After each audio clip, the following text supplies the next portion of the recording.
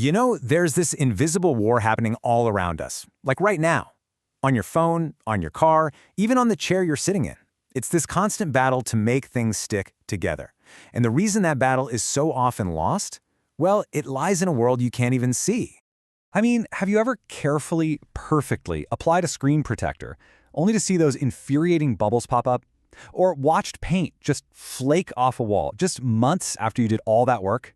It's a super common frustration, right? And the answer isn't in the paint or the glue itself. No. The real secret to why things stick, or, why they don't, is all about the microscopic world of the surface it's trying to cling to. To really get what's going on, we have to zoom in, way in. So, let's do that. Let's dive in and explore that hidden world, the secret life of surfaces. Okay, so the key scientific term for this whole thing is surface morphology. Now that sounds complicated, but it's really just a fancy way of talking about two things: the microscopic texture of a surface, its hills and valleys, and its chemical makeup. And when it comes to making something stick, those two factors, they're literally everything. So you gotta forget about thinking of a surface as some perfectly smooth, flat thing. A much better way to picture it is as this chaotic, microscopic battleground. It's filled with mountains and valleys and all these chemical traps. And it's right there, on that tiny battlefield, that a coating either finds a place to anchor itself for good or gets totally rejected. And on this battlefield, winning or losing really comes down to two fundamental rules of sticking: roughness and wettability. So, what are the perfect conditions for a bond that just won't break? Well, first, you want high roughness. Tons of microscopic peaks and valleys for the coating to physically grab onto. Second, you need high wettability. That's where a liquid spreads out and covers the whole surface, instead of beating up, like water on a freshly waxed car. And finally, you want active chemical sites. Think of them as tiny molecular hands reaching out, just ready to form a real chemical bond. If you're missing any of those, you're going to have a problem. And hey, don't just take my word for it. This is a core principle in materials science.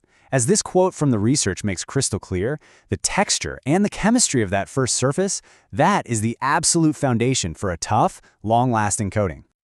Okay, so what if a surface isn't naturally ready for a coating? What can we do? Well, scientists don't just, leave it up to chance. They've figured out how to actually reshape the battlefield itself through something called surface modification. And they use these incredibly precise tools because at this tiny scale, just sanding it down is not going to cut it. One of the coolest tools they have is plasma treatment. This process basically blasts a surface with a special kind of energized gas. And what's so incredible is that this doesn't just physically rough up the surface on a microscopic level, it also completely rewrites its chemistry at the same time. And the results? They are exactly what we're looking for. The treatment dramatically increases that super important wettability, and it creates all those new chemical hooks for the coating to bond with. For example, research has shown this technique works wonders for making tough epoxy coatings stick like crazy to wood composites. Another amazing technique is laser texturing. This is where you use an ultra-precise laser to literally carve these intricate patterns onto a surface. And when I say intricate, I mean these patterns are so small they're measured in millionths or even billionths of a meter. It's just mind-boggling. The big idea here is so simple, but it's absolutely brilliant. The laser is basically creating a microscopic version of Velcro, with countless tiny little hooks and loops that a coating can physically lock right into. And this mechanical interlocking, as they call it, is unbelievably strong. It creates a much bigger surface area for the coating to grab onto, which massively improves the bond. This has been shown to make advanced coatings way more durable on things like the carbon fiber polymers they use in aerospace and high-performance cars. But changing the surface itself isn't the only play in the book. What if you have two materials that just absolutely refuse to get along? Well, in that case, you don't fight them. You call in a negotiator. The strategy here is really clever. Instead of trying to force a bond, you introduce a middle layer, an interlayer. It's designed to be friends with both the original surface and the new coating. It basically acts as a perfect bridge between two otherwise totally incompatible worlds. So check out this example from the research. Scientists wanted to put a super durable carbon film onto steel, but the two just would not stick together. So they created this little sandwich. First, they put down a super thin interlayer with silicon in it, which bonds beautifully to steel.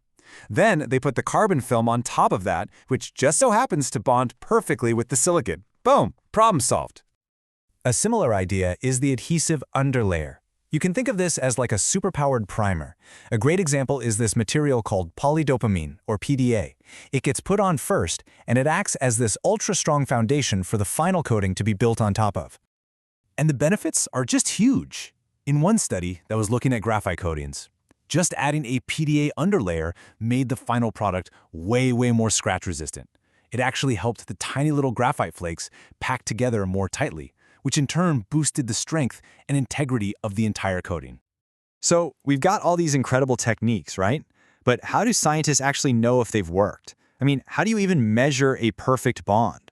Well, one of the key things they look at is something called the contact angle. It's a really simple but powerful measurement. You just put a tiny droplet of liquid on a surface, and you measure the angle it makes with that surface. That simple number tells you almost everything you need to know about how well something is going to stick. And here's the key. A lower number is better. A low contact angle means that droplet spreads out flat, maximizing its contact with the surface. This shows you have high wettability, which, as we now know, is the perfect sign that a coating is going to form a strong, lasting bond. So what does all this science really boil down to?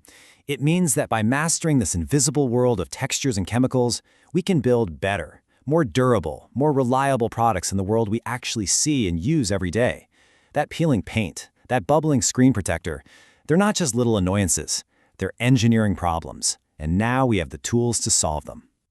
And that leaves us with a pretty fascinating final thought. If we now have the tools to make almost any surface behave exactly how we want it to make materials that hate each other bond together, or create surfaces that repel anything, what does that mean for the future? What kind of impossible materials will this technology let us create next?